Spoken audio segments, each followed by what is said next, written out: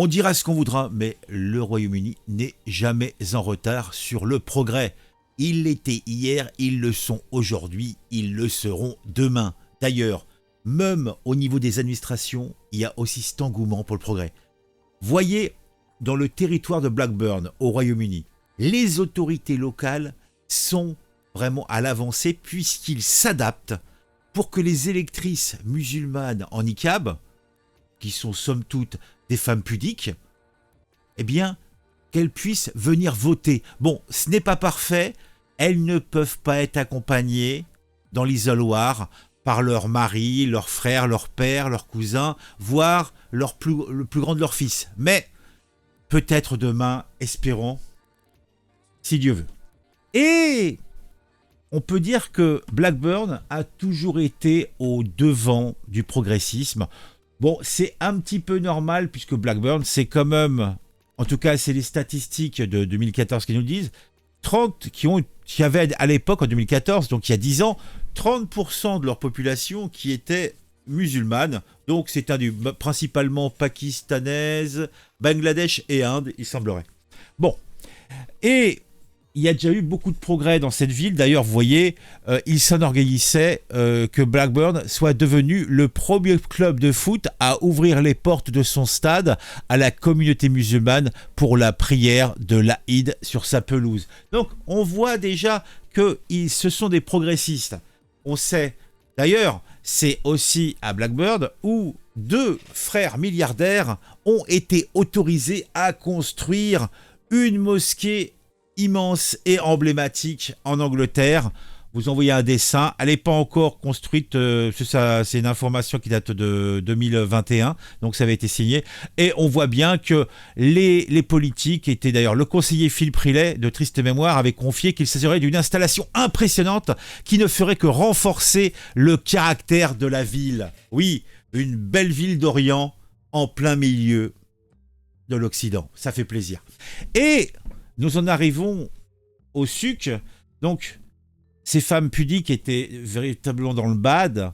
Et grâce au conseil de Darwin de Blackburn, et maintenant les femmes vont pouvoir voter sans devoir montrer leur visage à un homme. Voilà. Alors, une petite vidéo de propagande, on peut appeler ça de la propagande, a été mise en place par le conseil de Blackburn et nous allons la regarder. D'ailleurs, il y a eu un tweet sur le sujet. Veuillez partager cette vidéo avec toute personne portant un couvre-visage. Oh, c'est joliment dit, hein.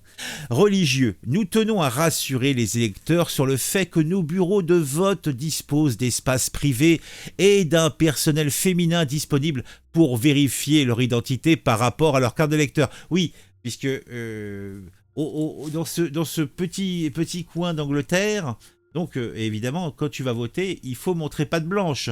Vérifier, imagine le père ou le fils qui va se grimer pour aller voter à la place de sa femme. Ça serait horrible. Donc, il faut qu'il y ait une authentification visuelle. Et pour cela, eh bien, ils ont trouvé une solution. On va la regarder. J'ai coupé le son pour une histoire de musique. Alors, on voit donc le monsieur. Donc, c'est un homme, avouons-le, qui a pris la carte d'identité, mais une femme prend le relais et amène donc la dame dans un isoloir où elle va pouvoir valider le fait que c'est bien la personne qui est sur la carte d'électeur. Et vous voyez, cela est fait sans que... Ouais, voilà, là, ça y est, c'est l'exécution. Maintenant, elle peut aller voter, on lui explique. Et l'homme n'a pas vu le visage de cette femme pudique. Voilà. Et donc, elle peut voter. Ça fait plaisir à voir. Eh oui, eh oui. Alors, pourquoi cette mesure particulière ? Eh bien, depuis l'année dernière, les électeurs sont tenus de présenter une pièce d'identité avec photo pour prouver leur identité. Eh oui. Pas moins que ça. Donc, il fallait adapter. Lorsqu'ils vont voter dans un bureau de vote...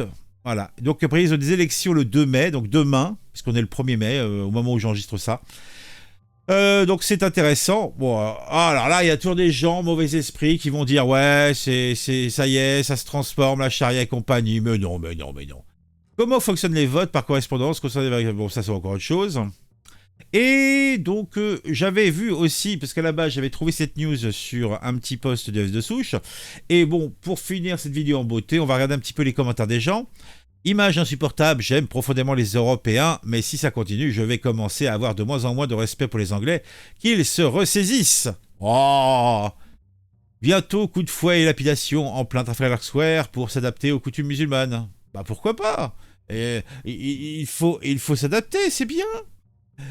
The Dimiditude, l'Angleterre est une charia. L'horreur ce pays, ils sont cuits les Anglais. Sérieux, bientôt la France, le futur manifestant auquel je sors.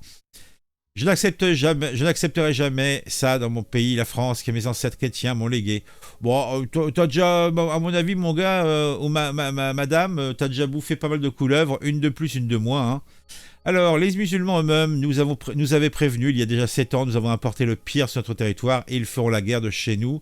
Car nous laissons faire, nous n'avons rien compris à l'islam, à force de pas de vagues, elle gagne, et ça finira mal. Ah bon. Ok, bah écoutons, et puis on finira avec ça. Hein. Il viendra un jour où nous verrons beaucoup plus d'extrémistes radicaux et de terroristes venir d'Europe en raison de l'absence de prise de décision, de la volonté d'être politiquement correct ou de la supposition qu'ils connaissent le Moyen-Orient, l'islam et les autres bien mieux que nous. Et je suis désolé, mais c'est de la pure ignorance.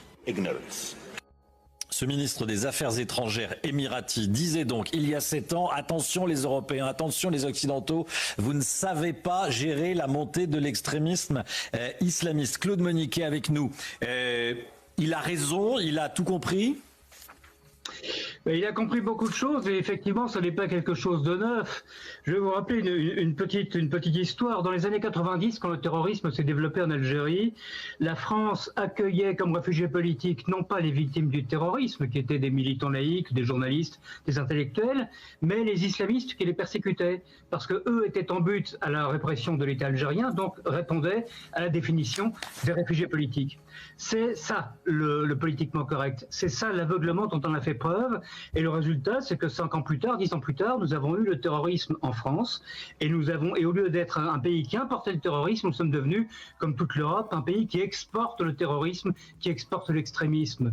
Et c'est ça que me disent depuis 20 ans des responsables sécuritaires, des militants laïcs, des opposants des pays musulmans, des pays arabes. Ils me disent, on ne vous comprend pas, nous connaissons ce chemin, nous avons vu au Liban, nous avons vu au Yémen, nous avons vu en Iran, nous avons vu où va, dans quel chemin, dans quelle direction va l'islamisme radical, et vous n'avez rien appris, vous ne nous avez pas regardé, vous ne nous avez pas écouté, vous n'avez pas été solidaires, et en plus aujourd'hui vous faites les mêmes erreurs, et ça se terminera de la même façon. Ah oui, ah bah faire et refaire, en se disant que ça sera différent cette fois-ci, tu vois, on fait toujours la même chose, et les fous font comme ça, hein. Tu sais, t'as un rond et t'as un cube dans la main et t'essayes de faire entrer le rond, mais le rond est de la même taille, donc il faut que ça soit la taille exacte. Hein. C'est vrai que si tu prends un petit cube, ça rentrera, tout passera. Bon, eh ben dis donc, elle était pas belle la vie quand même. En tout cas, c'est une bonne nouvelle, hein, puisque maintenant les femmes pudiques pourront aller voter. Ce n'est pas parfait, les maris, frères, enfants ne peuvent pas accompagner, hein, puisque c'est vrai que normalement une femme ne sort pas seule, hein, on ne sait jamais. Même dans l'isoloir. Et puis, il ne faudrait pas non plus qu'elle puisse prendre une décision personnelle. Enfin, faut pas déconner. Allez, on se retrouve très vite pour une nouvelle vidéo sur un sujet qui m'aura intéressé et qui, je l'espère, vous intéresserait aussi. Eh ben, dis donc. Quelle histoire, mes bons amis, quelle histoire. L'Angleterre, le progressisme, ça fait plaisir quand même. Ah, ça me fait... Moi, ça me fait chaud au cœur. Je vous le dis clairement.